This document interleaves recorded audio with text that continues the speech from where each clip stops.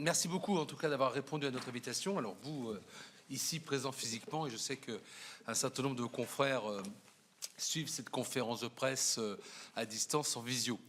Voilà, donc ce matin, nous avons été amenés à approuver les rapports du Sénat, de la Commission Affaires sociales, donc concernant le PLFSS 2025, et l'idée étant de réagir avec vous, de pouvoir vous présenter les mesures phares des travaux du Sénat. Alors peut-être en introduction, et ça va être plutôt mon rôle, et très vite je vais donner la parole au rapporteur de branche, rappeler quand même le contexte dans lequel nous avons travaillé, qui est quand même un contexte particulier, qui est unique pour l'instant. Moi, ça va faire 10 ans que je suis à la Commission Affaires sociales, c'est la première fois qu'on est dans ces conditions-là, c'est-à-dire un temps extrêmement court entre le dépôt du texte et les travaux. D'ailleurs, ça veut dire qu'on a dû accélérer un certain nombre d'auditions, mais c'est vrai qu'avec beaucoup de difficultés pour avoir parfois des éléments structurants de réforme, puisqu'on était plutôt en réaction d'un PLFSS. Un texte qui, je vous rappelle, était le texte du gouvernement, avec quelques amendements de l'Assemblée nationale, mais un texte du gouvernement qui est à l'origine des textes qui est extrêmement resserré sur des articles financiers. Autant on a eu que parfois dans des PLFSS des ouvertures de débat sur des aspects d'organisation. Enfin, ce que l'introduction d'amendements nous permettait de faire sans être frappé par l'article 45 de la Constitution. Là, on est quand même sur un texte très financier, beaucoup plus financier, donc qui restreint, je dirais, quelque part notre champ, d'avancer sur un certain nombre de sujets qui resteront en suspens. Alors, peut-être en introduction, vous dire que on a pris dans quel état d'esprit est-ce qu'on a pris le travail sur ce texte. D'abord, on était dans une démarche qui a été de dire on souhaite respecter l'engagement du gouvernement d'être sur une trajectoire avec un objectif qui ne doit pas dépasser les 16 milliards d'euros de déficit pour l'ensemble des éléments. Si on peut faire mieux, on peut faire mieux. Mais enfin, on s'est mis comme premier postulat, malgré plein d'envies, malgré plein de sujets, malgré plein de réformes qui sont prêtes ici au Sénat, d'avoir cette contrainte de 16 milliards d'euros qui nous semble, je dirais, dans le contexte économique que nous vivons, dans les chiffres que nous avons concernant la sécurité sociale, en tous les cas, un premier pas pour essayer de gérer au mieux une situation et de tendre tout doucement sur une reprise en main, en tout cas, des déficits. Je parle bien de reprise en main. Donc ça, c'est le premier postulat, de conserver ce principe des 16 milliards d'euros, en rappelant quand même que, malgré tout, même s'il y a 2 milliards d'euros entre l'atterrissage 2024 et 2025, donc 2 milliards de moins de déficit, on doit quand même financer une hausse des dépenses en matière de maladie, une hausse de dépenses en matière de dépendance, une hausse de dépenses en matière, de vieillissement et en matière d'un certain nombre de réformes. Je pense à la petite enfance, des réformes qui sont déjà en cours et qui traduisent quelque part la dépense dans le PLFSS de cette année. Voilà, donc ça, on a pris ce sujet-là de cette façon-là. Deuxième grand postulat, c'est qu'on s'est dit à un moment donné, on souhaite réellement regarder branche par branche pour que, globalement, il y ait un effort qui soit réparti sur l'ensemble des acteurs, des bénéficiaires, des partenaires de ce grand volet de la sécurité sociale. Et ça a été vraiment l'état d'esprit, c'est-à-dire comment est-ce qu'à un moment donné, on a bien un effort. Alors certains diront c'est pas assez d'un côté, c'est trop de l'autre, mais on a vraiment voulu faire en sorte qu'à un moment donné, on ait une responsabilité collective, d'accord, avec les moyens que nous avions, qui sont que des moyens liés au PLFSS comme il est conçu, autour de tout ça. Donc ce qui veut dire que dans les propositions qu'on va vous présenter, eh bien on demande un effort à la fois aux retraités, donc c'est un point d'actualité. Il y a un effort qui est demandé aux retraités, il y a un effort qui est demandé aux entreprises, il y a un effort qui est demandé aux usagers, aux salariés, aux professionnels de santé, aux patients, aux complémentaires de santé. Vraiment, tous les acteurs sont mobilisés, d'accord, pour contribuer avec nous à deux choses. C'est comment, pour ceux qui sont, je dirais, acteurs de la dépense, comment est-ce qu'on fait pour avoir toujours une meilleure efficience de la dépense publique et en même temps, eh bien, faire en sorte qu'il y ait un effort budgétaire qui concerne les personnes, budgétaire ou de mobilisation de temps. Voilà, c'était vraiment notre ligne conductrice, c'est-à-dire d'être capable de se dire à un moment donné, quand on fait le tour des branches, est-ce que globalement tous les acteurs participent à l'effort général autour de tout ça? Voilà, donc ça c'est quand même pour nous un point essentiel, ce qui veut dire que, vous allez voir, et je vais donner très vite la parole à notre rapporteur général, branche par branche, on a un certain nombre de mesures où on a pu regarder un peu quels étaient les éléments. Autre point important, c'est que nous avons à la fois, je dirais, du législatif, c'est notre métier premier, donc on va intervenir dans ce sujet-là, mais aussi on a un certain nombre d'éléments qui sont de l'ordre réglementaire. Et que pour nous, ce qui était essentiel, c'était on accepte quelque part de participer à cette logique de maintien à 16 milliards d'euros de déficit, mais pour nous, la condition, c'est qu'on ne veut pas se retrouver l'année prochaine dans la même situation. On ne veut pas se retrouver l'année prochaine avec ce que nous avons décrit depuis longtemps au Sénat, un manque de réforme qui fait qu'à un moment donné, on est plutôt passif et beaucoup plus dans une démarche de dire à un moment donné où est-ce qu'on donne plus ou on donne moins. Donc ce que nous allons écrire, notamment dans les annexes, d'accord, qui est l'outil qui nous permet de passer un message de façon formelle, c'est la nécessité d'enclencher un certain nombre de réformes qui nous sont fondamentales, parce que tant qu'on ne fera pas ces réformes-là, nous serons toujours dans une démarche d'économie, des démarches de serrer, alors qu'aujourd'hui, notre conviction, c'est que, en dehors des règles fixées par la loi, nous sommes avant tout dans une démarche où nous devons utiliser au mieux l'argent public, voire parfois l'argent privé, sur le fait de répondre au mieux aux besoins de nos concitoyens. Mais on ne peut le faire que si réellement, dans l'année qui s'enclenche, au lendemain du PLFSS, et j'ai bien au lendemain du PLFSS, on met sur la table un certain nombre de réformes en matière de vieillissement, d'autonomie, en matière d'organisation, de matière de santé, d'accord, et également en matière, globalement, de développement des services autour de la petite enfance, politique familiale, également, et en matière de la branche AT-MP. Nous avons, vous les avez vus d'ailleurs, un certain nombre de rapports qui ont été produits. Le dernier en tête que j'ai, c'est celui sur la financiarisation, par exemple, de la santé, qui était un rapport. Nous aurons un programme assez intéressant qui va s'enclencher sur les mois qui viennent. Mais l'idée, c'est vraiment de profiter de cet espace de travail extrêmement contraint, limité, pas toujours, je dirais, le plus sympathique possible, parce qu'on cherche quand même beaucoup d'économies, mais dans une logique, une perspective d'avenir. Et ça, c'est vraiment le point pour nous essentiel. C'est vraiment le marqueur politique que nous souhaitons. Voilà. J'arrête là cette introduction. Je vais donner la parole à notre rapporteur général, ce qui est autour d'éléments. Et après, en fonction des branches, on verra qu'il y a des sujets qui sont peut-être plus d'actualité par rapport à la branche, mais qu'on puisse intervenir. Et je n'hésiterai pas à reprendre la parole en soutien. Voilà, merci, Monsieur le Président, pour avoir présenté le contexte et les enjeux. Je voudrais vous remercier, mesdames et messieurs, de suivre cette conférence de presse. Vous êtes très nombreux et ça montre l'intérêt que vous portez à l'ensemble des enjeux qui viennent de vous être présentés.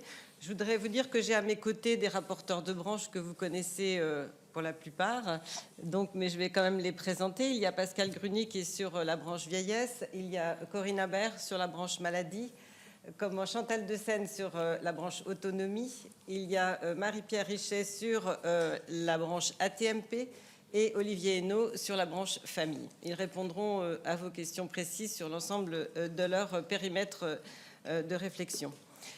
Effectivement, le contexte est particulier et je pense que vous avez tous pris connaissance du rapport de la Cour des comptes. Nous avons une situation très dégradée par rapport aux prévisions de la loi de financement de la sécurité sociale 2024. On avait prévu 10,5 milliards d'euros de déficit et nous sommes à 18 milliards d'euros de déficit. C'est vraiment énorme. Et donc, ça a aussi une incidence sur le regard que porte l'Union européenne et les marchés financiers, finalement, sur les finances de la France. D'abord, nous sommes, depuis quelques semaines, vous le savez, en procédure de déficit excessif. Et donc, nous avons des responsabilités pour changer cette tendance. Et puis, nous savons aussi la caisse d'amortissement de la dette de la sécurité sociale est au bout de son activité, en tout cas en tant que telle par rapport à la loi organique. Et donc, nous ne pouvons plus reporter sur la CADES les déficits. Et puis, nous avons aujourd'hui des emprunts qui sont avec des taux beaucoup plus lourds qu'auparavant. Et donc, il faut absolument changer la tendance dans ce contexte-là.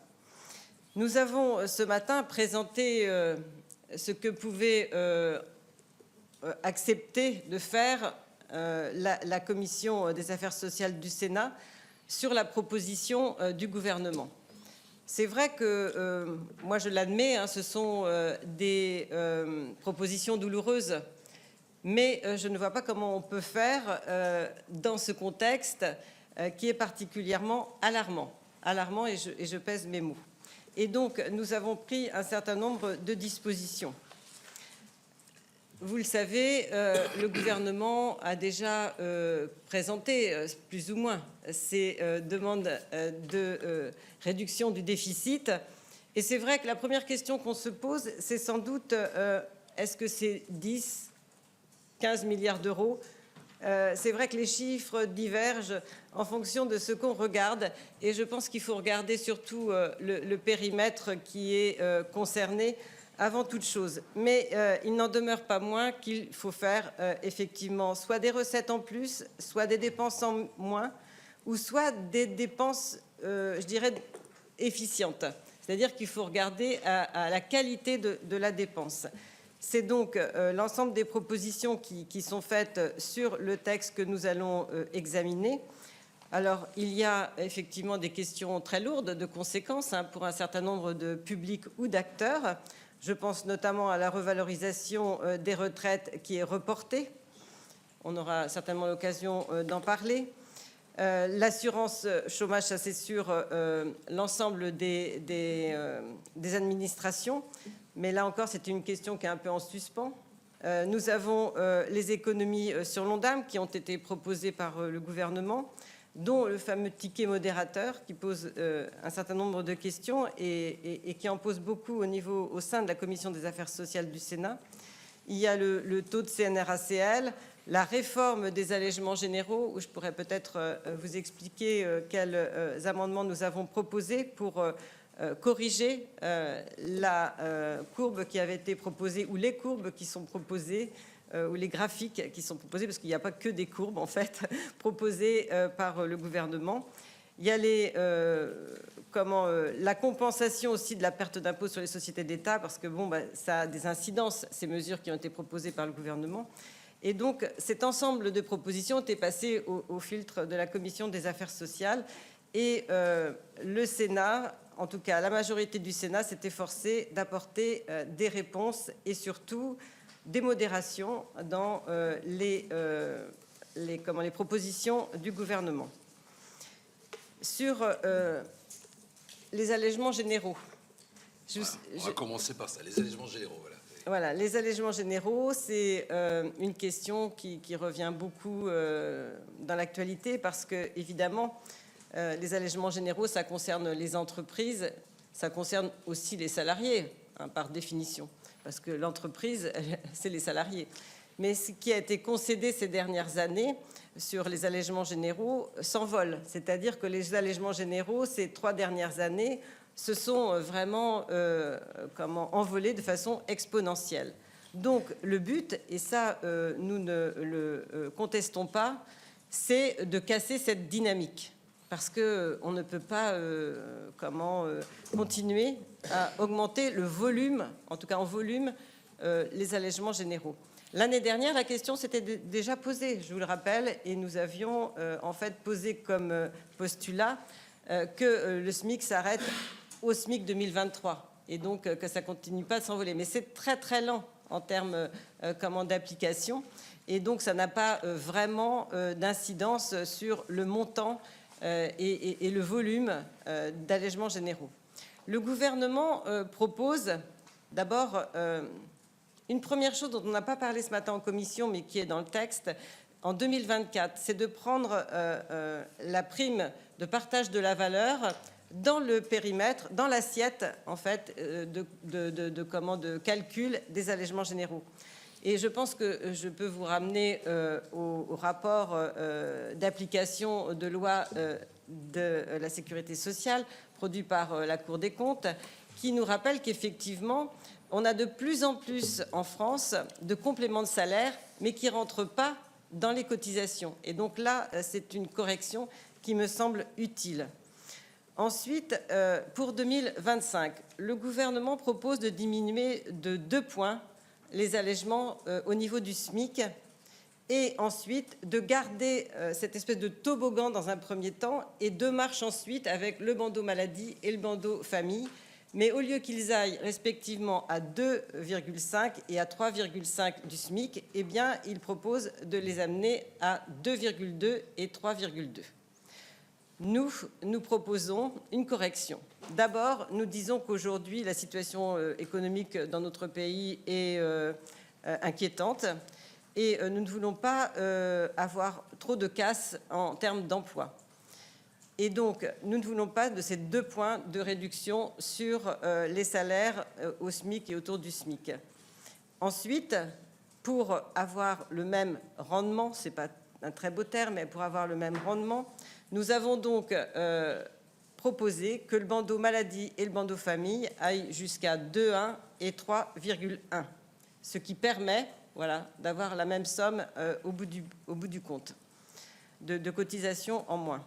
Sur l'année 2026, le gouvernement proposait 2 points supplémentaires, donc ça faisait 4 points en tout, sur la baisse des allègements pour les salaires autour du SMIC. Et là, nous disons une fois encore non, parce que ça concerne des emplois autour des entreprises de propreté, de gardiennage, mais aussi les entreprises d'aide, d'accompagnement au domicile. Et donc, nous ne souhaitons pas pénaliser l'ensemble de ces entreprises parce que nous estimons que leurs marges ne sont pas très importantes, que certaines souffrent déjà du contexte économique et que donc on pourrait imaginer une casse importante d'emplois. Et donc, nous ne ferons pas de proposition sur la baisse des allègements des salaires au SMIC et autour du SMIC. Et ensuite, nous proposons que la deuxième année, finalement, la pente soit un petit peu plus abrupte, mais qu'elle s'arrête à 2, alors je ne sais plus là, 2,05. Donc, c'est sûr que sur le plan de l'industrie, on peut imaginer qu'il y aura une réaction. Simplement, ce qu'on a envie de faire passer comme message, c'est que si on demande un effort à l'industrie, il faut peut-être de l'autre côté maintenir ou peut-être aménager d'autres efforts fiscaux d'accompagnement pour ces entreprises de l'industrie. Mais que sur les allègements, voilà, il faut casser cette dynamique et c'est pour cette raison que nous proposons ces différents amendements sur la proposition du gouvernement. Là, vous avez l'expert qui a évoqué le sujet avec les bandeaux, les taux. Moi, je suis moins expert du sujet, mais dans la traduction, globalement, dans la façon dont on a travaillé et qu'on a sorti ces éléments, c'était de dire qu'on a beaucoup d'études aujourd'hui qui nous permettent de voir quel est le rendement de l'allègement. Est-ce qu'à un moment donné, les allègements ont un impact puissant en matière d'emploi, d'impact? Donc, on a fait ce travail-là.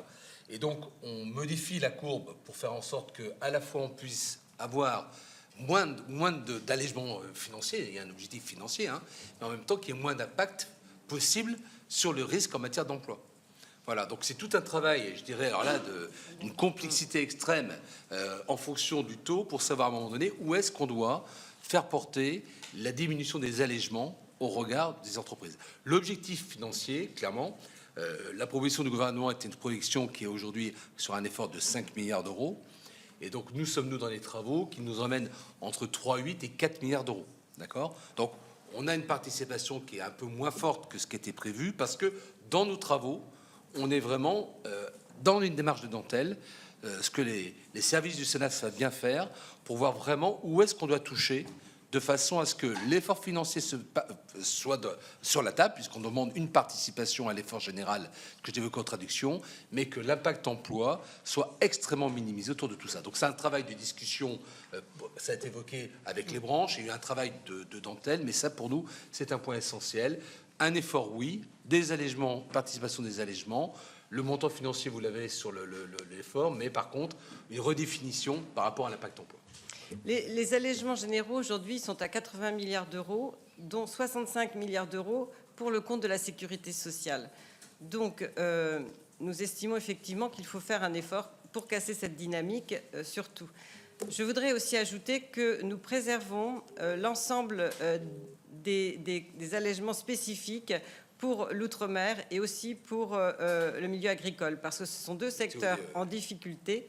Et donc, aussi bien pour les TODE que pour l'EDEOM, là, nous demandons un gel au gouvernement et de réfléchir éventuellement à des améliorations, parce que j'ai eu l'occasion de regarder les différentes mesures l'ODEOM et je trouve que c'est vraiment quelque chose qui est illisible et incompréhensible. Donc, il y a matière à travailler sur ce sujet. Et c'est pour ça que nous avons voté un amendement pour un comité de suivi aussi des taxes, des allègements généraux, parce que très franchement, là, on propose des changements. Mais je pense qu'à l'avenir, il faudra suivre avec vigilance l'ensemble de ces allègements et l'ensemble des branches, l'ensemble des entreprises qui sont accompagnées par ces allègements, parce qu'on voit bien que la concurrence internationale est rude. Moi, je ne remets pas en cause les allègements généraux. Je pense qu'ils sont utiles pour que la concurrence ne soit pas déloyale vis-à-vis de productions étrangères. Mais comme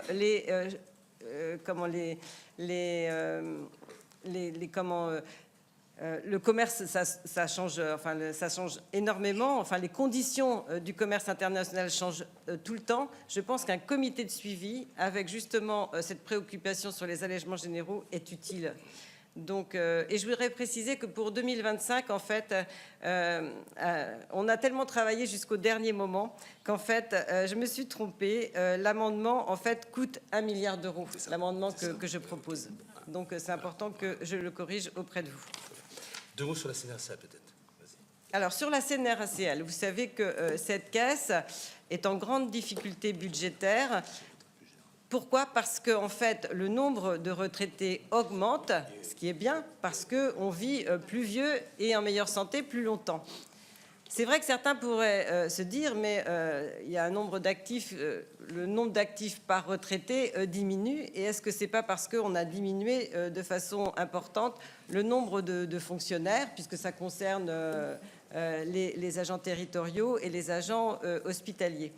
Mais non, c'est pas ça du tout, parce que le volume est le même. Le nombre d'actifs dans ces personnels-là est toujours le même. Donc, il n'y a pas de ce côté-là à se dire qu'il y aurait eu des efforts de fait en termes de nombre d'emplois. Mais c'est vraiment le fait qu'il y a plus de retraités et donc, il faut intervenir parce que le niveau de cotisation, il est nettement inférieur. Alors, c'est vrai que la CNRACL, je vous rappelle, elle est intervenue quand la caisse était excédentaire. Elle est intervenue dans le cadre de la démographie, dans la solidarité démographique. Et là, aujourd'hui, c'est plus du tout possible. Et ce qu'il faut regarder, c'est surtout le niveau de cotisation.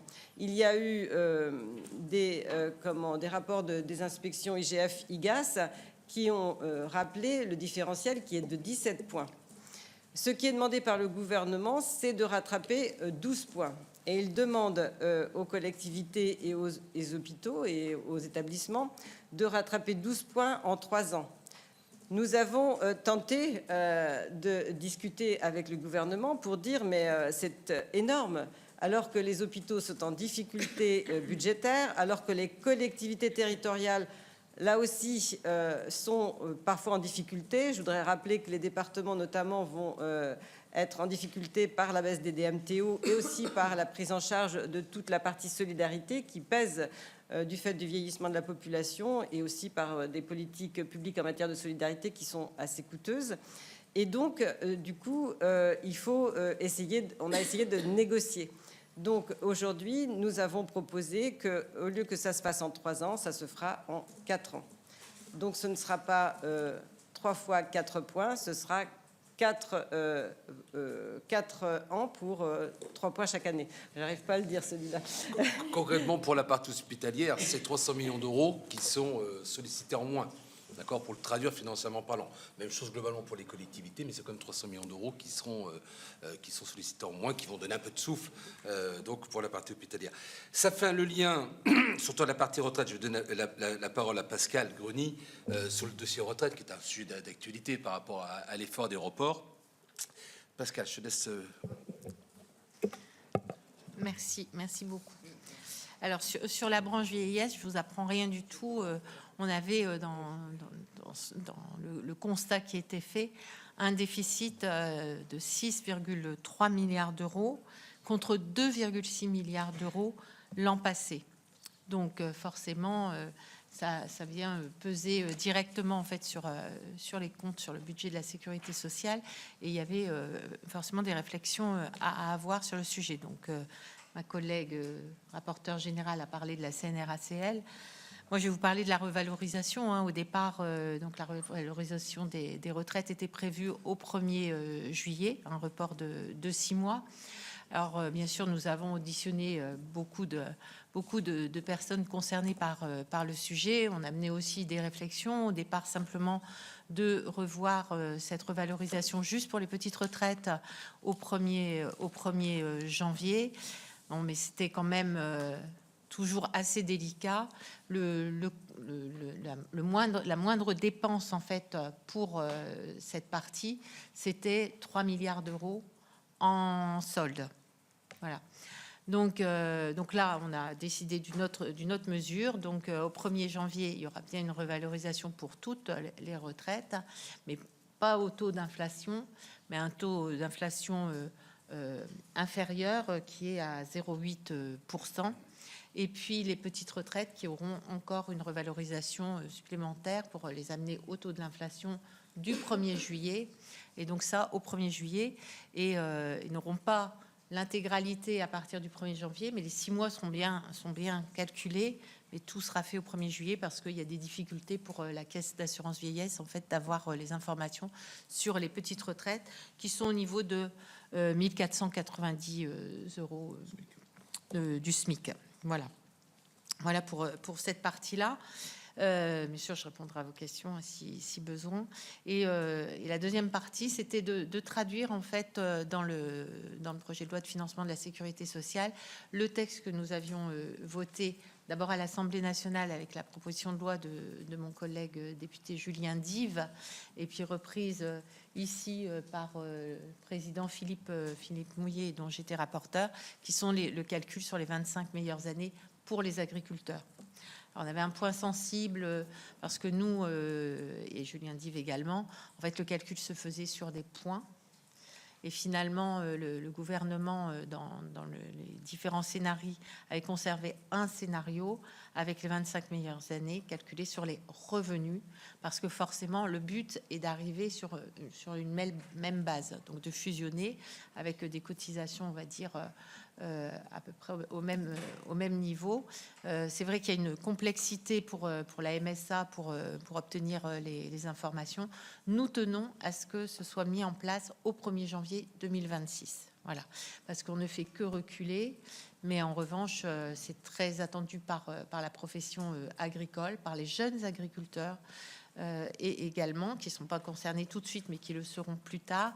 Et comme vous pouvez le voir, les revenus agricoles qui, il y a une quinzaine d'années, étaient relativement linéaires. Aujourd'hui, eh bien, avec les aléas climatiques particulièrement, les revenus sont vraiment très différents d'une année sur l'autre. Et les 25 meilleures années, ça prend tout son sens. Donc c'est ça que nous avons voulu traduire avec... j'irai très peu de perdants, il y en aura un petit peu, mais comme ils seront avec les minima sociaux, finalement ce sera rattrapé. Donc voilà, il faut savoir aussi que c'était important en fait de fusionner, d'arriver en fait sur la même base que la retraite des salariés, parce que nous avons 85% de la population issue du monde agricole qui sont des polypensionnés. Les monopensionnés, en fait, sont peu nombreux, et donc la difficulté, en fait, pour calculer ensuite leur retraite. Voilà. Très bien. Et donc l'impact du décalage, alors qui est la moitié pour les retraites jusqu'au SMIC, la moitié en janvier, l'autre moitié en juillet avec un rattrapage, et puis donc le reste au 1er juillet, c'est un impact qu'on avait regardé de 500 millions d'euros par rapport à la réforme et donc le législatif attendu. Voilà. Autre morceau important, forcément le débat autour de la maladie, hein, la partie maladie, avec à la fois, on l'a dit, un Ondam un peu tendu. On essaie de voir comment on peut donner un peu plus je dirais, de possibilités. On a évoqué la CNRACL, mais il y a d'autres pistes de travail. Je laisse la parole à Corinne Imbert. Merci, Président. Bonjour, Mesdames et Messieurs. Une branche maladie qui est toujours déficitaire, même si le déficit imaginé fin 2025 sera un tout petit peu réduit par rapport à celui que nous aurons en 2024, puisqu'on passerait d'un déficit en 2024 de la branche maladie à 14,6 milliards d'euros pour un déficit en 2025 à moins 13,4 milliards d'euros, et avec, comme l'a dit le Président, un Ondam contenu avec une évolution à 2,8. Pour autant, cet Ondam, donc l'objectif national des dépenses d'assurance maladie, en euros, il progresse quand même de 7,8 milliards d'euros. Et si on le compare entre celui voté en 2019 et celui voté en 2025, c'est plus de 64 milliards d'euros en plus en objectif des dépenses d'assurance maladie, ce qui n'est quand même pas rien. Alors, ce projet de loi de financement de la sécurité sociale, évidemment, si on peut regretter le déficit profond de la branche maladie, il impose à la fois de l'action et de la responsabilité. Mais pour aborder tout de suite un sujet qui a été largement évoqué dans les médias, il s'agit du choix du gouvernement d'augmenter le ticket modérateur sur les consultations des médecins généralistes et des sages-femmes. Au Sénat, nous souhaitons et nous souhaitons toujours que cette augmentation du ticket modérateur, si d'abord elle pouvait être revue, mais c'est pas dans le texte puisque c'est du réglementaire, elle devait être à nouveau repensée par le gouvernement, nous en serions satisfaits. Les arbitrages ne sont pas faits, le gouvernement y réfléchit toujours. Bon, il se pourrait qu'il y ait une légère augmentation du ticket modérateur, mais à ce jour, rien n'est arrêté. Et donc, nous en saurons plus dans les jours à venir. En tout cas, ici au Sénat et sous la voix du président Mouillet, nous avons tout fait pour que l'augmentation du ticket modérateur ne soit pas une option retenue par le gouvernement. Parmi les pistes, parce qu'il il faut pas se mentir, il faut mieux maîtriser les dépenses de santé, donc ça engage des efforts de chacun, une responsabilité de chacun, à la fois des prescripteurs, des patients et des effecteurs. Des efforts sont attendus dans différents domaines dans ce projet de loi de financement de la sécurité sociale, radiologie, biologie, transport sanitaire, médicaments bien sûr comme chaque année, dispositifs médicaux. Néanmoins, la Commission des affaires sociales est ici très attachée à l'exercice conventionnel. Donc, nous ne sommes pas favorables à des décisions prises unilatéralement. Pour autant, nous sommes favorables, et qui ne le serait pas, à la pertinence des prescriptions. Et nous allons, à travers des amendements, encourager l'utilisation du dossier médical partagé, parce que c'est un outil qui n'est pas assez utilisé. Donc, il faut inciter les professionnels à l'utiliser, et en premier lieu pour lutter contre les actes redondants. On parle de mieux maîtriser les dépenses, ça en fait partie, bien évidemment. Nous sommes également favorables à généraliser l'expérimentation qui est en cours sur la carte vitale sécurisée, qui peut s'appliquer soit à la carte physique, soit à la carte dématérialisée, mais en tout cas, toujours dans l'esprit de lutter contre la fraude, voir cette généralisation être mise en place. Bien évidemment, la Commission des affaires sociales soutient les mesures de prévention qui ont été introduites à l'Assemblée nationale, bien sûr, puisque toutes les mesures de prévention, même si on en voit les bénéfices sur le long terme, nous sommes sur des sujets de santé et il nous semble que cela va dans le bon sens. Donc, j'ai pas évoqué, je reviens 2 minutes à l'Ondam qui est contenu, mais qui est examiné à un moment où les établissements de santé, et je ne les oublie pas, sont en grande difficulté, notamment les hôpitaux publics, n'ont jamais connu un déficit aussi important. Donc c'est pour ça que lisser la cotisation de la CNRACL sur 4 ans, et bien comme l'a dit Philippe Mouillet, ça permet de dégager 300 millions d'euros pour les hôpitaux, et ce n'est pas rien. Donc tout ça est un travail bien sûr qui prendra un peu de temps, mais il y va de la pérennité de notre système. Donc l'action, c'est continuer à travailler sur la pertinence des soins, sur la responsabilité des patients, sur la dynamique des actions de prévention, et puis la responsabilité, je pense que le Sénat saura prendre les siennes. Très bien, donc on a évoqué ces points, après on reprend vos questions, parce que là, il y a pas mal de sujets. Autre point important aujourd'hui également dans la démarche, c'est tout ce qui concerne le volet médico-social. Donc je vais donner la parole à la rapporteure. Ce matin en commission, vous allez voir, on a une proposition qui est particulière, mais on a surtout constaté qu'une des grandes difficultés, c'est que on était toujours, comme tous les PLFSS, en train d'évoquer cette loi grand âge. On a même fait une loi pour annoncer qu'on allait mettre en place la loi grand âge. Bon, la vraie difficulté, il ne faut pas se raconter d'histoire entre nous, c'est-à-dire qu'on a aujourd'hui plein d'idées, plein de possibilités. Enfin, je veux dire, les bases mêmes du loi grand âge sont connues et sont sur la table. On peut peut-être encore travailler, évoluer, mais la profession a depuis très longtemps, les commissions du Sénat de l'Assemblée ont depuis très longtemps travaillé sur les sujets. Le débat, c'est les moyens financiers. Il ne faut pas se raconter d'histoire. À un moment donné, c'est comment aujourd'hui on essaye de porter. Et donc, dans ce sens-là, dans cet état d'esprit que nous avons fait au Sénat, vous savez, vous avez dû regarder de très près un rapport justement sur la situation des EHPAD, qui montrait, qui ne fait que traduire la situation catastrophique de la filière, et je ne vous parle pas du domicile. Et donc, entre les enjeux du PLFSS, les préconisations que nous avions portées au Sénat, eh bien, nous avons un certain nombre de propositions, et je laisse la parole à Chantal. Merci, Monsieur le Président. Mesdames, Messieurs, le budget de la branche autonomie est préservé, puisqu'il est même en hausse, tant les besoins sont massifs, autant dans le champ de la personne âgée que dans le champ du handicap. Alors, je pourrais vous décliner les missions sur lesquels seront portés l'effort, mais ça n'a pas forcément beaucoup d'intérêt.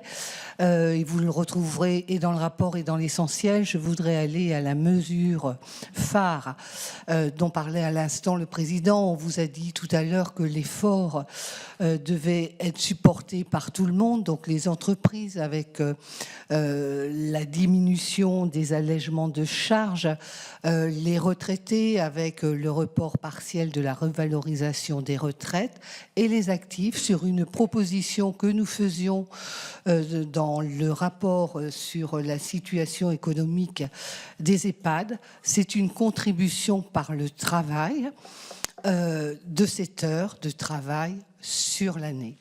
Alors, je devance vos questions. Ce n'est pas la suppression d'un jour férié, comme ça a pu être dit et écrit. C'est vraiment une contribution. Ça répond à la définition, en tout cas à mon sens, du mot solidarité, où on contribue en donnant un peu de soi, un peu de son temps, un peu de son travail. C'est quand même pas rien. Ça représente 2,5 milliards de ressources supplémentaires. Les besoins sont énormes, que ce soit pour le maintien à domicile, les établissements médico-sociaux, le handicap, etc., les personnes âgées. Donc, la proposition phare pour la branche autonomie, c'est d'instaurer une contribution par le travail. Peut-être en complément d'implémentation, donc vous avez compris 7 heures, c'est-à-dire qu'en fonction des entreprises, en fonction des branches, ça peut se traduire par une journée, ça peut se traduire par 1 heure, 40 minutes par mois. Voilà, il y a une liberté dans le sujet et c'est pour nous fondamental. C'est-à-dire que l'idée, c'est vraiment qu'il y a un débat avec les partenaires sociaux sur la mise en application du principe. Mais nous avons clairement aujourd'hui fléché le fait que c'était un moyen pour répondre, et c'est important de le préciser, pour répondre à la branche autonomie. Donc les deux sujets, les deux fake news qu'on a pu voir passer ou idée, ce n'est pas une journée de férié, c'est pas le 11 novembre que l'on réduit, hein, c'est bien uniquement, on est bien en temps de travail, d'accord. Et le deuxième sujet, c'est que c'est destiné à la branche autonomie. Dans la branche autonomie, ça se traduit comment? Ça vient d'évoquer, même si c'est la branche qui est peut-être la mieux préservée, mais de par la situation, ça vient se traduire déjà par 3 mesures très concrètes, tout de suite. Qui sont après là du débat réglementaire, mais il faut avoir les moyens financiers de le faire. Ça a été évoqué, la situation des établissements personnes âgées, personnes handicapées est catastrophique au niveau national. D'accord? On peut tourner les chiffres comme on veut. J'irai, aujourd'hui, on a les 2 tiers des établissements en France qui sont en situation de déficit. Et par manque de réforme, que je l'évoquais tout à l'heure, sans perspective. C'est-à-dire qu'à part de serrer, sans perspective. Donc aujourd'hui, nous souhaitons clairement qu'il y ait un fonds d'un minimum de 500 millions d'euros qui soit apporté. Donc ce n'est pas le 100 millions d'euros de l'année dernière, c'est 500 millions d'euros en urgence, dans l'attente de la mise en place des mesures, destinées aux établissements à la fois hospitaliers, collectivités territoriales et privés non lucratifs, notamment associatifs. D'accord ? C'est pour nous un point essentiel. Je crois que vous avez tous relayé dans vos médias les situations des fédérations qui vous expliquaient. Nous souhaitons apporter un soutien, mais qui n'est de nouveau, c'est vraiment la preuve que si on ne fait pas de réforme derrière, on aura de nouveau les mêmes difficultés. Donc on a un problème, parce qu'il y a un débat de modèle, du modèle. Deuxième sujet, c'est le soutien aux départements. On souhaite réellement que 200 millions d'euros soient dédiés aux départements, à la fois dans la mise en place des réformes qui sont en cours, notamment sur l'aide à domicile, sur la mise en place, je dirais, sur l'ensemble du territoire national des mesures Ségur, d'accord, et en même temps pour porter à travers tout ça une réforme, une évolution sur la partie domicile. Ça renvoie ensuite à un autre point important pour nous, qui est une réforme qui a été annoncée par le président de la République, que nous reprenons comme étant un engagement qui nous satisfait. Donc on est très à l'aise pour le reprendre. C'est la réforme sur les fauteuils roulants. Vous savez qu'il y a une annonce qui a été faite importante. On a d'ailleurs retravaillé, lorsqu'il y a quelques semaines, nous avons mis sur la table le débat sur la maître Charcot. Vous savez, ici au Sénat, on a retravaillé sur ces sujets-là, parce qu'on est typiquement sur des fauteuils extrêmement coûteux, particuliers. Il faut que cette réforme puisse s'être appliquée le plus rapidement possible. Il y a une volonté du gouvernement de terminer sur des aspects techniques dans les semaines qui viennent. Ça veut dire que d'ailleurs, il faut en avoir les moyens financiers. D'accord ? Donc aujourd'hui, il y a une estimation qui est entre 300 et 400 millions d'euros sur cette réforme que nous souhaitons pouvoir financer. D'accord ? Et vous me direz, il reste, qu'est-ce qu'on fait du reste ? Le reste, c'est la condition fondamentale pour que nous puissions mettre en place concrètement dans l'année les mesures sur le prémisse, le démarrage de la loi grand âge. Il faut qu'on ait ces sujets-là. Les financements ne seront pas suffisants d'ailleurs pour le grand âge, on est conscient. Mais on est capable réellement aujourd'hui de lancer de façon opérationnelle et de passer, alors non pas, j'irai sur un travail de détail, c'est pas l'objet. Pour nous, ce qui est important, c'est d'avoir la capacité d'avoir un plan pluriannuel, d'accord, d'engagement sur le domaine, sur le secteur, et de transformation de l'offre du secteur, avec des débats de comment, voilà, bon, on ne rentrera pas dans le détail, c'est pas l'objet de ce sujet-là. Mais l'idée, c'est de donner les moyens à la branche de pouvoir le porter. Voilà. C'est un des points. Dernier point concernant les recettes, parce que malgré tout ça, vu qu'on a modifié, donc il y a des moindres recettes attendues, des efforts moins importants pour certains secteurs. Il y a eu un grand débat à l'Assemblée nationale sur les taxes comportementales. D'ailleurs, il y a eu beaucoup de créativité en matière de taxes comportementales. Donc c'est un sujet qui pour nous est important. On ne peut pas être à la Commission des affaires sociales sans considérer que c'est une importance. Mais en même temps, on a pris le temps de regarder l'impact sur les filières économiques, pris le temps de regarder également les initiatives qui ont été portées, lancées. Et là-dessus, on a donc fait un choix de certains sujets qui seront concernés. Je laisse la parole. Oui, je voudrais dire que les débats sur les taxes comportementales reviennent chaque année au PLFSS. C'est d'ailleurs pour cette raison que nous avons mené au sein de l'AMEX avec Katia Poursopoli, ma collègue, un rapport justement sur tout ce qui concernait l'alcool, le tabac et aussi l'alimentation, sel, sucre et produits gras. Et donc, c'était en mai que nous présentions ce rapport. Et du coup, nous avions fait un certain nombre de préconisations. Et bien là, dans ce PLFSS, c'est l'occasion d'en reprendre certaines. Et donc, nous proposons d'amender en quelque sorte la proposition qui a été votée à l'Assemblée, une des rares amendements votés à l'Assemblée nationale sur les boissons sucrées. La taxe soda, nous avions fait le constat que le rendement était toujours en augmentation. Ça veut bien dire que finalement, il n'y avait pas de comportement qui était changé. Ni plus du côté d'ailleurs des fabricants. Il n'y avait pas un vrai engagement sur le contenu des recettes qui devaient changer et contenir moins de sucre. Et donc là, nous amendons puisque nous augmentons en fait la taxe sur les boissons sucrées, ce qui fera à peu près un rendement de 200 millions d'euros. Ensuite, moi, je ne voulais pas qu'il y ait simplement sur les boissons sucrées une augmentation, sans penser aux boissons qui contiennent des édulcorants, parce que c'est une alternative qui peut être saisie par certains fabricants. Or, on sait depuis déjà un certain nombre de mois que certains produits sont cancérigènes et qu'ils sont inadaptés, en tout cas, surtout pour les enfants et toute la population en général. Et donc, nous augmentons aussi cette taxe qui n'avait pas été revue depuis 2012. Et donc, nous incitons les fabricants à changer leurs recettes. C'est impératif. On voit aujourd'hui, et les dentistes, si vous parlez aux dentistes, on voit des choses mais effrayantes sur la santé buccale notamment, mais aussi sur les problèmes d'obésité, les problèmes de maladies chroniques qui commencent de plus en plus jeunes. Donc, il est important qu'on agisse là-dessus. Le deuxième point, c'est sur les taxes sur les jeux. Alors, nous avons exclu le monde hippique parce que c'est vrai que là, ce sont en termes d'emploi une économie importante dans nos territoires. Et donc, par contre, c'est les comportements compulsifs, des jeux en ligne, des loteries en ligne, etc., que nous taxons. Et c'est un rapport de 200 millions d'euros à nouveau. Ensuite, nous proposons d'accélérer l'augmentation du tabac et nous proposons d'augmenter le coût du paquet de tabac. En fait, c'est une augmentation qui aurait pu se faire d'ici quelques années, enfin qui aurait pu être atteinte. Le prix de 13 euros, enfin proche de 13 euros, aurait été atteint d'ici 3 ans à peu près. Eh bien, nous accélérons en fait cette augmentation puisque nous la proposons cette année et c'est un montant de 150 millions d'euros qui est attendu. Voilà pour les taxes comportementales. Je pense en réalité que c'est extrêmement important, en tout cas de viser pour les années qui viennent des vraies politiques de prévention dans ce domaine. Là, cette année, vous l'avez vu, on est dans un contexte très particulier, mais il me semble que nous devons vraiment travailler sur la prévention et notamment sur les comportements au niveau alimentaire. Et j'espère que nous aurons l'occasion dans les prochains PLFSS d'avoir une incidence réelle sur les comportements alimentaires notamment.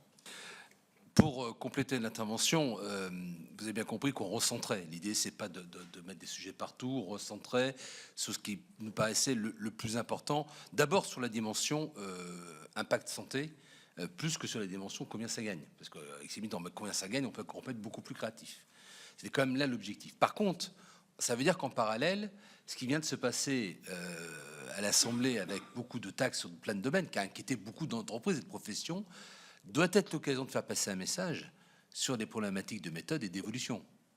Voilà, donc ça veut dire qu'on va avoir, nous, la responsabilité de dire on flèche sur des domaines particuliers qui sont limités en nombre, mais ça veut dire aussi qu'un certain nombre de professions doivent se poser des questions sur ce qui peut se passer dans l'avenir et sur la nécessité de renvoyer ces grands débats. Et donc c'est un vrai sujet de prévention dans lequel il faut être actif, notamment avec les filières professionnelles, voilà, autour de tout ça.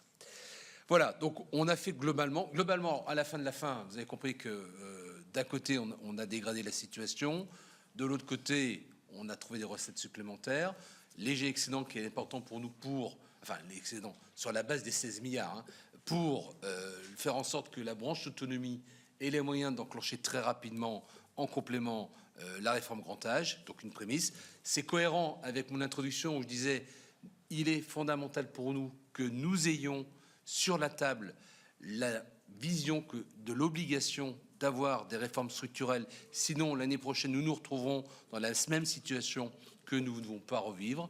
Ça veut dire qu'à un moment donné, il faut réellement qu'il y ait un engagement autour, je dirais, l'effort, c'est bien, il est collectif, c'était notre volonté, mais à un moment donné, il faut donner des perspectives, et les perspectives, c'est de la réforme. Voilà. Voilà, on va arrêter là, et puis on va répondre à vos questions. Si, excusez-moi. J'étais très maladroit. Je voudrais quand même donner la parole.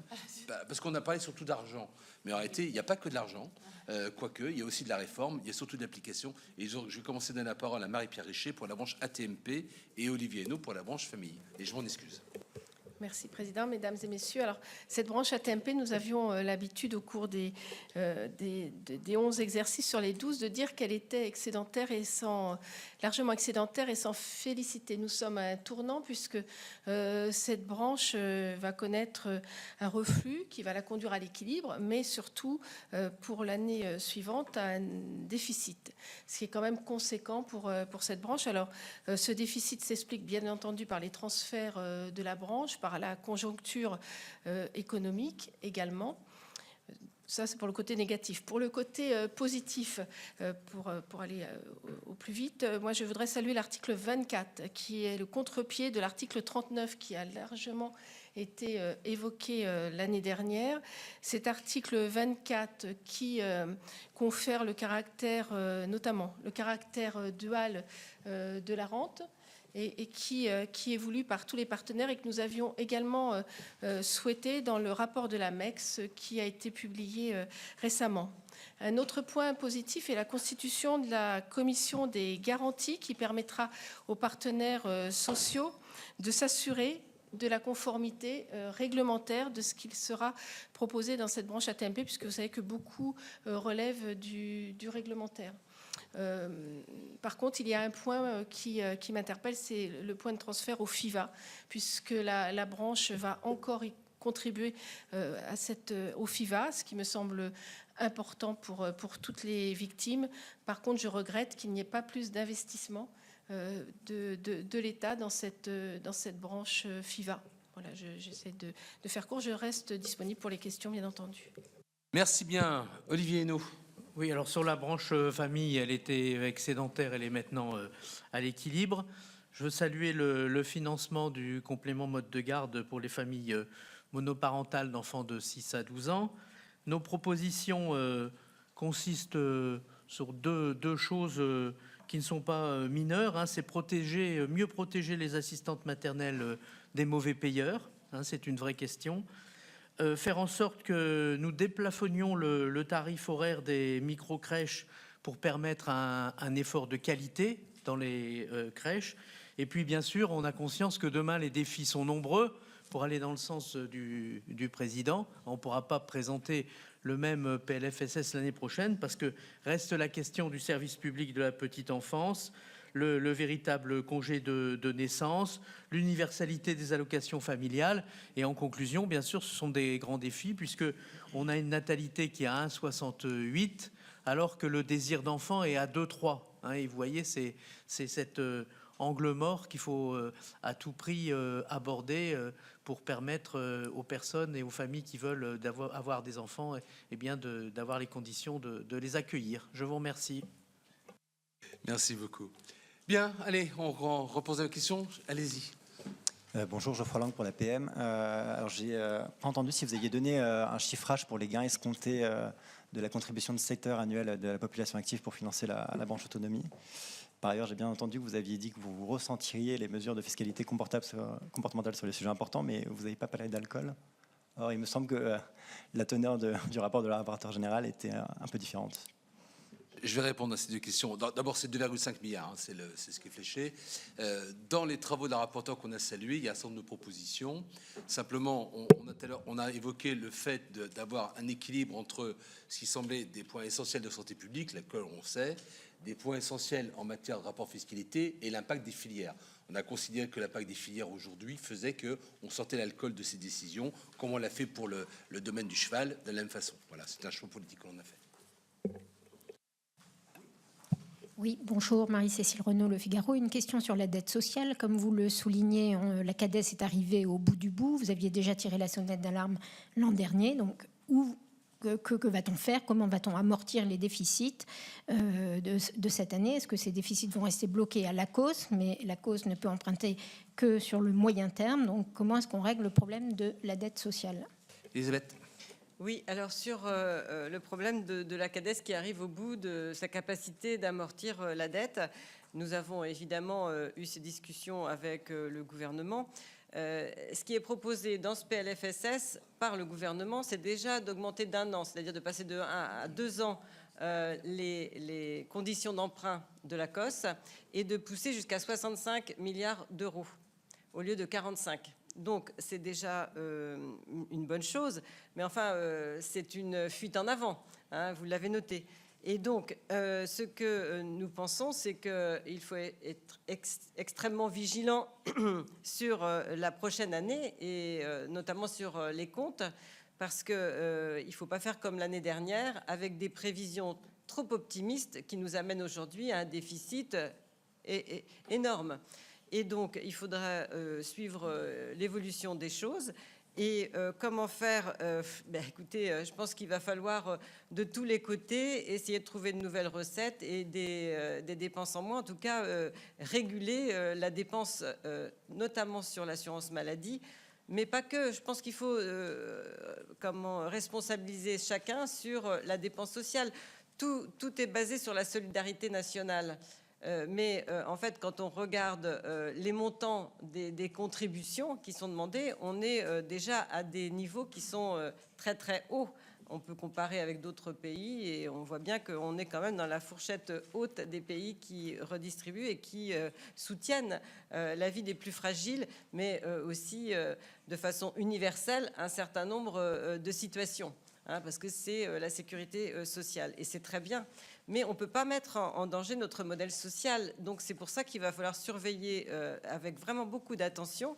Et là, ce qui est terrible, en fait, c'est qu'on demande 10 à 15 milliards d'efforts et qu'on va passer d'un déficit de moins 18 à moins 16. Et c'est ça qui pour moi, est la plus difficile comment dirais-je, des compréhension du système. Ce qu'il faut absolument, en tout cas, imprimer, c'est qu'on diminue le déficit chaque année. On est avec une trajectoire qui nous est présentée aujourd'hui, qui va finalement aller vers moins 17, moins 20 milliards d'euros en 2028. Ben, pour moi, ce n'est pas acceptable. Il va falloir qu'on ait une trajectoire qui remonte vers l'équilibre. On en est loin, hein, mais qui remonte vers l'équilibre, parce que c'est notre crédibilité qui est en jeu sur les marchés financiers et aussi au niveau de l'Union européenne. Donc, il faut absolument qu'on soit très, très vigilant et qu'on fasse encore des efforts dans les années qui viennent.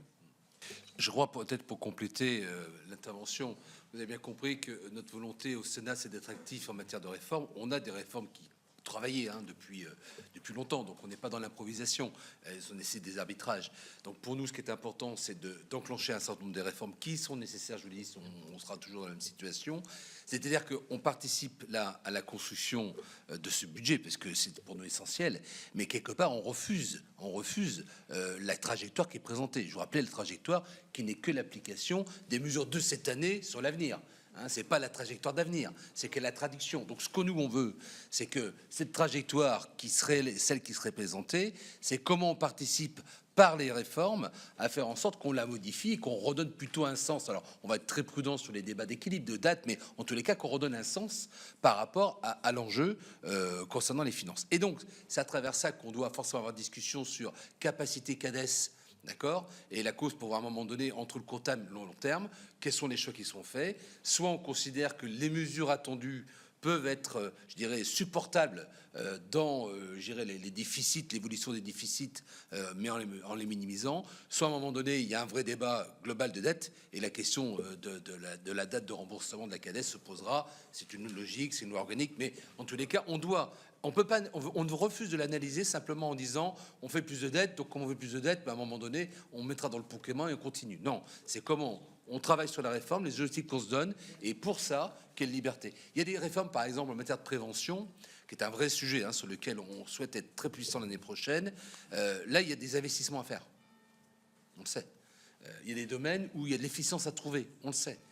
Voilà. Donc tout ça, c'est un travail de fond sur lequel il faut qu'on se donne. Et l'outil de gestion de notre dette doit être intégré à cette réflexion de réforme globale. Je vais juste rajouter un petit mot, parce que la question c'était est-ce qu'on pourrait prolonger la CADES? Oui, à la condition justement d'être crédible sur le plan de la trajectoire que l'on prend. Et donc, il faudra faire ces efforts. Je vous rappelle qu'il y a quelques semaines, on était sur le PSMT. Vous savez, le pacte de stabilité a été transformé. Et on a donc demandé une prolongation aussi de 4 à 7 ans pour arriver à 3% du PIB. Donc, on espère bien que ça va être accepté, parce que je ne vois pas trop comment, vu l'état actuel des finances sociales, comment on pourrait faire en moins. mais il faut absolument qu'on imprime une trajectoire qui a une autre direction, parce que là, elle s'en va vers le fond, et il faut plutôt qu'elle remonte vers l'équilibre.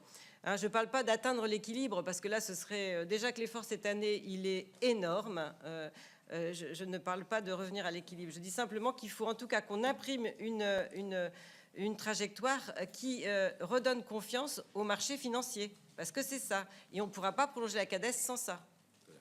Avant de vous donner la parole, tout de suite, j'ai juste une question par Internet. Deux questions, mais qui sont à peu près liées. Une de l'Argus de l'assurance qui dit si pas d'augmentation du ticket modérateur, quel impact sur le transfert de charges vers les organismes complémentaires? Et le deuxième, qui est de la FAFO, qui dit quel effort des complémentaires santé? Bon, c'est à peu près la même question. Sur ce sujet-là, on suit aujourd'hui les préconisations du gouvernement, c'est-à-dire un effort qui est annoncé de vers 1,1 milliard. Alors, on peut discuter, est-ce que c'est 900 millions, 1 milliard? Il y a des points, parce que c'est en fonction de la façon, de la méthode qui va avoir une évolution. Mais le plafond maximum qui est annoncé par le gouvernement sur l'effort, dans l'équilibre, c'est 1,1 milliard. Et donc, on ne remet pas en cause ce principe de l'effort. D'accord? Voilà. Par contre, ce qui a été évoqué tout à l'heure par la rapporteure de la santé, ce qui nous pose une difficulté, c'est le ticket modérateur. C'est le remboursement du médecin. Voilà. Donc, on est en train... Enfin, on participe, mais le gouvernement a la main aujourd'hui pour voir à un moment donné comment les complémentaires santé peuvent être sollicités à hauteur de l'objectif qui est attendu. Est-ce que c'est une part de ticket modérateur, mais qui serait moindre? Une autre façon, alors il y a plusieurs façons, hein. Il y a des prises en charge plus intégrales d'un certain nombre de prestations. Il y a un débat aussi sur les financements directs. Enfin, il y a plusieurs outils. Là, c'est le gouvernement qui a ça en main. C'est pas tranché. On a très largement participé à la réflexion. C'est-à-dire qu'on a même fait clairement des préconisations. Bon, on attend d'avoir, pour l'instant, je laisserai le gouvernement. Mais ce que je sais, c'est que à la fois l'effort 1,1 milliard est toujours sur la table, d'accord, et le Sénat met tout son poids pour que l'impact sur le ticket modérateur soit modéré, voire éventuellement nul. Bon, j'y crois pas trop, mais en tout cas largement modéré. Voilà pour répondre. Madame. Oui, Solène Poulinec, Les Échos. Je voulais revenir sur la contribution de solidarité pour être sûr de bien comprendre. Dans quelle mesure il s'agit juste d'étendre le dispositif actuel ou voulez-vous le modifier d'une façon ou d'une autre? Et pourriez-vous juste peut-être faire un petit récapitulatif du coup par rapport à la copie qui a été transmise par le gouvernement, comment vous vous situez en termes de recettes dépenses? Alors, ça, on va vous dire. Alors, concernant les 7 heures, c'est une réécriture finalement de l'article qui existait, qui définissait la journée, vous savez, de solidarité. Il y avait une journée de solidarité et un article. Donc nous, on réécrit l'article où on écrit clairement en nombre d'heures, d'accord? Et on ne retient que le nombre d'heures. Donc on ne dit pas à un moment donné c'est telle journée, sauf telle journée. Dans le texte de loi existant de la journée de solidarité, c'est des heures qui se traduisent en journée, et on dit d'ailleurs ça ne peut pas être le 1er mai, c'est bon. Tout ce débat-là, on l'évacue, on réécrit un article qui ne concerne qu'un nombre d'heures, d'accord? Donc ça veut dire que les salariés auront un nombre d'heures supplémentaires de 7 heures. Avec le même taux de contribution. Avec le même taux de contribution, voilà. Ça c'est le principe. Donc, voilà. Donc ça c'est le premier élément. Donc, alors maintenant au niveau plus et des moins, concrètement quand je vous ai énuméré tous les plus, c'est-à-dire que entre cette contribution, entre la taxe comportementale, entre l'efficience de tout ce qui concerne les actes redondants, l'accompagnement fraude, et surtout on n'a pas évoqué, il y a un volet aussi biosimilaire, d'accord? Ça fait globalement, on ramène environ 3,2 milliards de recettes supplémentaires. D'accord? J'ai toujours des environs parce que les certitudes du montant précis, c'est toujours particulier, mais c'est la tendance, c'est 3,2 milliards. Et de l'autre côté, dans ce qu'on dégrade, on est environ à 2,7 milliards, d'accord? Ce qui nous donne un peu le détail par rapport aux enjeux sur la branche autonomie, ce que j'évoquais. D'accord? Voilà. Oui. Alors ça, c'est la copie du Sénat. Après, il y aura un débat de CMP, il y a un débat de séance et de CMP, hein, voilà. Oui. Judith Chétry de Politico. Si je résume, c'est à peu près combien d'amendements, du coup, côté commission? 72 amendements. 76 amendements. C'est ceux qui vont arriver maintenant. Bien sûr, bien sûr. Parce que c'est uniquement les amendements, nous, c'est uniquement demande d'être rapporteur. J'ai bien compris. J'ai bien compris. Deux points de précision. Le premier, c'est sur la taxe soda. Sachant que dans la copie du gouvernement transmise au Sénat, ça reprend la première tranche de fiscalité qui avait été proposée par Yannick Noder. Qu'est-ce que vous changez exactement? Je crois qu'elle est à 3,5 par rapport à la teneur en sucre. Voilà. Ouais, voilà, disons de ça. Et sur les allègements de cotisations patronales, quand vous parlez de la deuxième année sur une pente un peu moins abrupte qui s'arrête à 2,05, vous faites toujours référence au bandeau maladie. C'est ça? Oui. Donc pas de changement, par exemple, sur le point de sortie du dispositif global des cotisations patronales. Alors si. Enfin, j'étais en train de regarder mes notes pour votre première question, donc j'ai pas totalement prise. C'est juste la pour avoir question. cette petite précision-là. Oui. Alors, écoutez, je reviens un petit peu sur ces deux points. Sur la taxe sur les boissons sucrées, je porte à 4 au lieu de 3,50 l'amendement de l'Assemblée nationale et à 35 ce qui était à 28. Donc c'est une augmentation. Hein. D'où les 200 millions supplémentaires. Voilà. Et principalement sur la partie la plus sucrée, si je peux pas mettre comme ça. C'est grosso modo, plus c'est sucré, plus il y a un poids de fiscalité. Par contre, on garde le principe des 3 tranches, système. Voilà. Alors, on pourrait d'ailleurs débattre de ce sujet, mais c'est pas l'objet aujourd'hui, parce qu'en fait, moi, j'aurais souhaité à titre personnel qu'on soit sur l'ensemble du sucre et non pas sur le sucre ajouté. Mais bon, voilà, on est sur les amendements de l'Assemblée nationale parce qu'en fait, voilà, comme vous l'a dit le président, ce texte arrive, c'est finalement assez brutal tout ce qui se passe et on ne peut pas faire dans la dentelle. Mais la réalité, c'est qu'il faudrait plutôt calculer sur l'ensemble du sucre dans le produit. Mais on n'est que là sur le sucre ajouté. Mais c'est déjà, en fait, à mon avis, une amélioration, en tout cas pour essayer de faire réfléchir à une autre composition des produits. Ensuite, sur les allègements généraux, votre question. C'est juste préciser sur 2026, qu'est-ce qui change exactement? Et aussi, hier, mes confrères des Échos, me semble-t-il, faisaient état d'une proposition actuelle du gouvernement de ramener la réduction à 2 milliards. Est-ce que c'est un peu sur le même sujet que le ticket modérateur? C'est toujours en arbitrage ou pas? Bien, écoutez, là, il n'y a plus d'arbitrage parce que nous avons proposé nos amendements ce matin. Si vous voulez, enfin, je veux dire qu'après, il y aura discussion en séance. Et donc, on verra où se situe la ligne qui sera défendue par le gouvernement. Après, il y aura un vote ici au Sénat. Et donc, ça pourra constituer... On est à 1 milliard de notre côté, hein. Oui, Aujourd'hui, c'est 1 milliard. De moins. Ça pourra constituer comment dirais-je, des échanges au niveau de la CMP, hein, de la commission mixte paritaire. Là, en 2026, le gouvernement propose une courbe, enfin plutôt une descente des allègements jusqu'à 3. Hein. C'est d'essayer de ne pas avoir de trappe finalement ou de pas d'effet de seuil en quelque sorte. Et nous, ce qu'on propose, c'est d'aller jusqu'à 2 SMIC en fait, un petit peu plus loin que 2 SMIC. Parce qu'en fait, nous, la proposition que l'on fait et sur laquelle on est vraiment déterminé à se défendre, c'est l'idée qu'il ne faut pas baisser les allègements sur les salaires autour du SMIC. Ça, on y est vraiment attaché. L'impact emploi, voilà. On a deux enjeux fondamentaux, mais il y a aussi aujourd'hui l'impact emploi. Et ce qui se passe économiquement fait qu'on penche sur l'impact emploi en priorité, même si on garde un objectif, parce qu'on ne peut que soutenir l'objectif de la désmicalisation. Mais si on doit passer sur une notion de priorité, aujourd'hui pour nous, c'est vraiment ce sujet-là. Mais donc vous allez plus loin que le rapport Wasmer-Bozio. C'était 2,5, il me semble. Oui, mais le rapport Bozio-Wasmer, si vous voulez, il n'a pas été suivi non plus par le gouvernement, puisqu'en fait, le rapport, il est à budget constant. Simplement, il donne beaucoup d'informations qui sont très, très utiles. C'est pour ça que je dis qu'il faut un comité de suivi. Parce que tous les travaux qui ont été menés par les économistes, plus ceux qui ont déjà travaillé sur ces questions-là, et que pour certains, nous avons entendu en audition, déjà, ils soulignent que ces travaux de recherche sont essentiels. Ensuite, qu'il va falloir continuer à travailler. C'est vrai que le gouvernement propose sur 2 années. Nous aussi, on fait donc des corrections sur 2 années. Mais ce qu'on espère vraiment, c'est que dès la fin de ce vote sur ce PLFSS 2025, eh bien, le gouvernement mette en place ce comité de suivi pour réfléchir à la suite. Est-ce que ce sera la courbe que nous proposons? Est-ce que c'est la leur? En fait, je pense qu'il faut essayer vraiment de travailler sérieusement sur le sujet. Interrompre la dynamique, mais pour autant continuer à aider les entreprises parce que c'est au niveau de la concurrence internationale indispensable sur certains secteurs d'activité. Par contre, sur les entreprises qui ont beaucoup de salaires autour du SMIC, moi j'entends bien la désmicardisation, mais pourquoi on a beaucoup de personnes qui sont autour du SMIC aujourd'hui? C'est parce que le SMIC a beaucoup augmenté en raison de l'inflation, c'est une chose.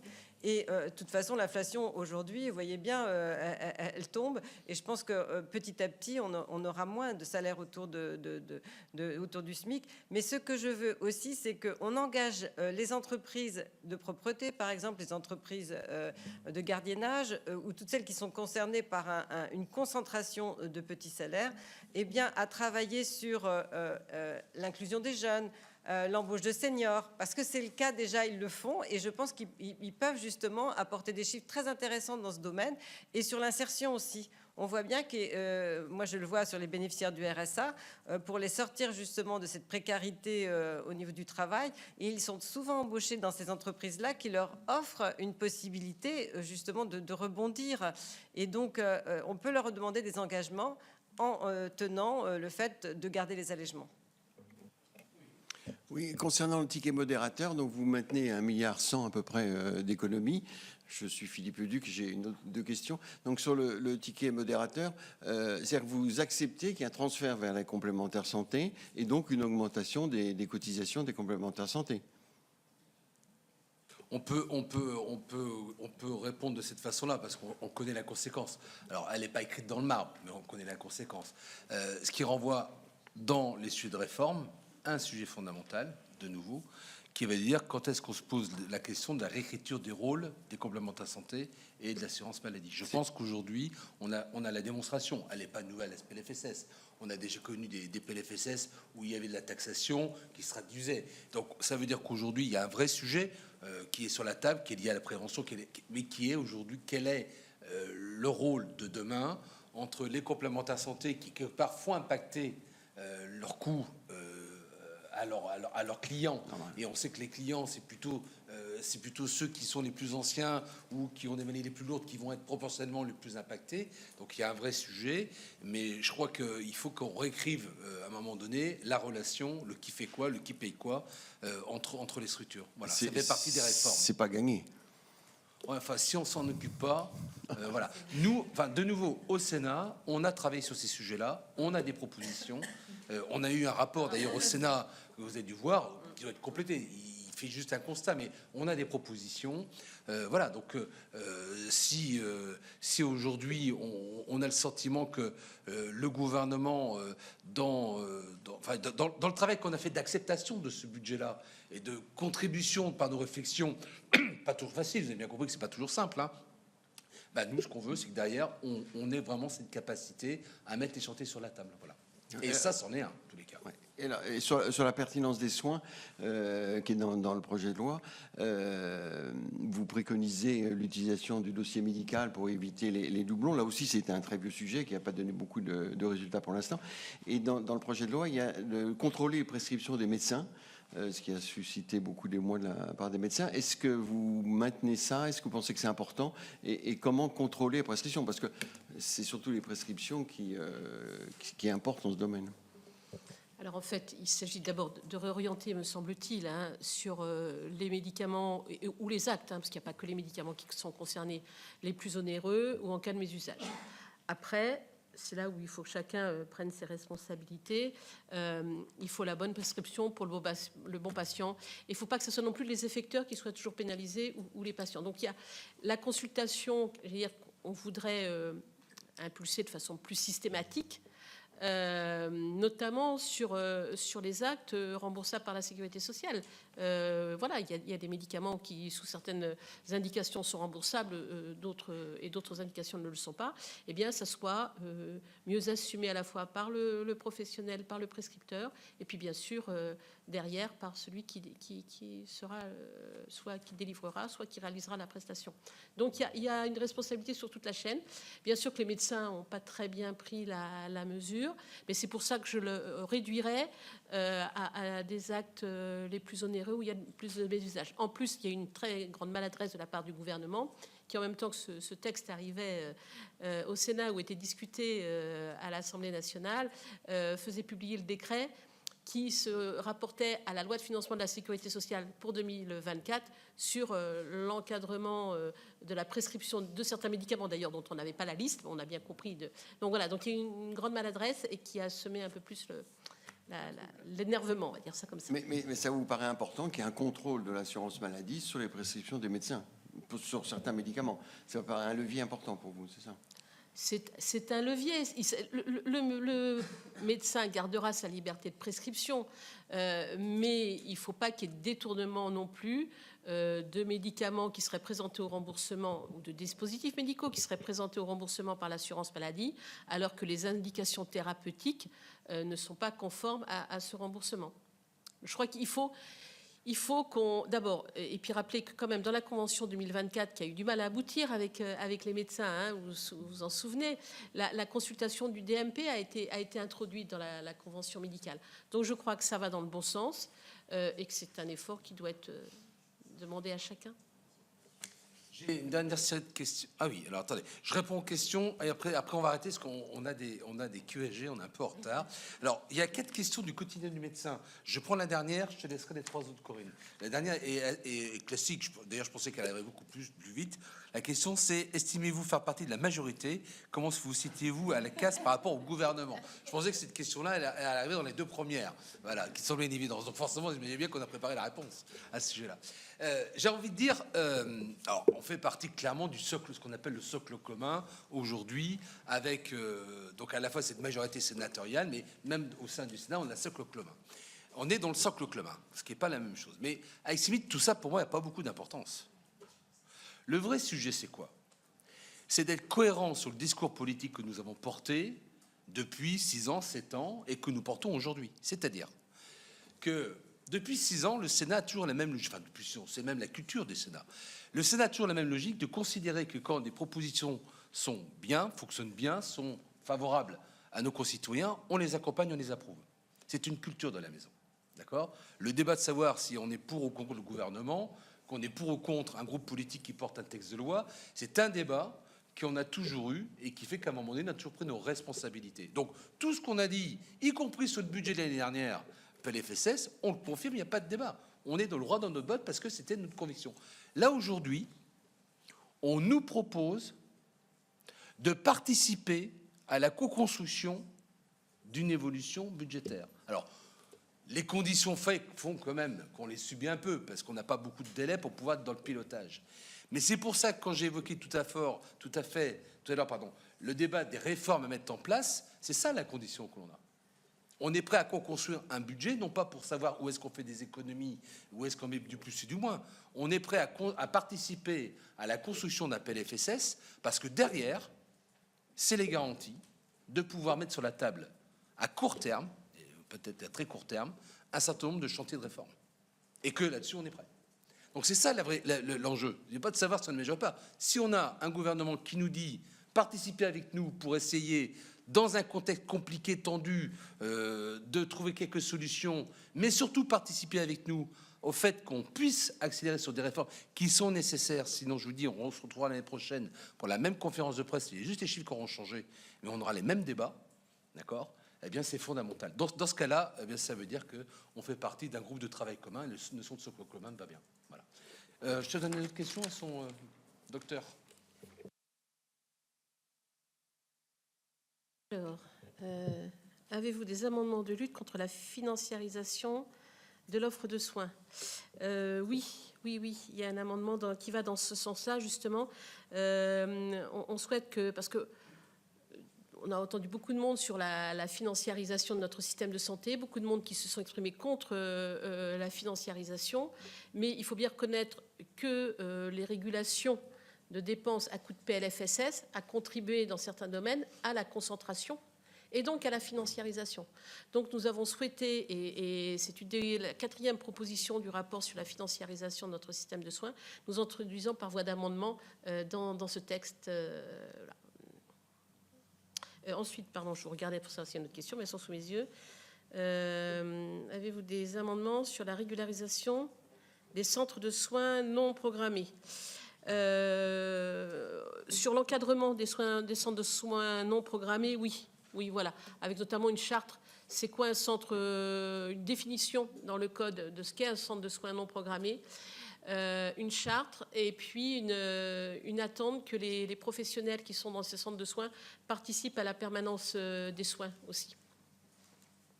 Et puis, favorable à une régulation du secteur 2 via généralisation de l'OPTAM. C'est pas abordé un texte, quid des sujets de dépassement d'honoraires, c'est quelque chose qui n'est pas abordé dans le texte. Merci. Et je termine par la question de Public Sénat, vous comprendrez bien. Voilà. Public Sénat, donc. Je voudrais savoir si vous pouviez nous redire en quoi la nouvelle version de la revalorisation des retraites et des petites retraites est plus satisfaisante à vos yeux dans cette nouvelle version avec un décalage décalé, justement. Et est-ce qu'il y a eu surtout une unanimité de la Commission des affaires sociales sur ce sujet-là? C'est une bonne question. Bon, non, après, pour raconter un peu l'historique, Pascal Gruny l'a évoqué, on a travaillé sur plusieurs scénarios. On avait un objectif, c'est comment l'effort demandé aux retraités, on pouvait le minimiser, d'accord, et notamment pour les petites retraites. Ça, c'était la ligne conductrice que nous avions. Voilà. Donc on a fait plusieurs schémas. Il y a eu des travaux qui ont été menés par Pascal Gruny. Il y a eu un certain nombre de discussions, d'ailleurs même au niveau du groupe. Hein.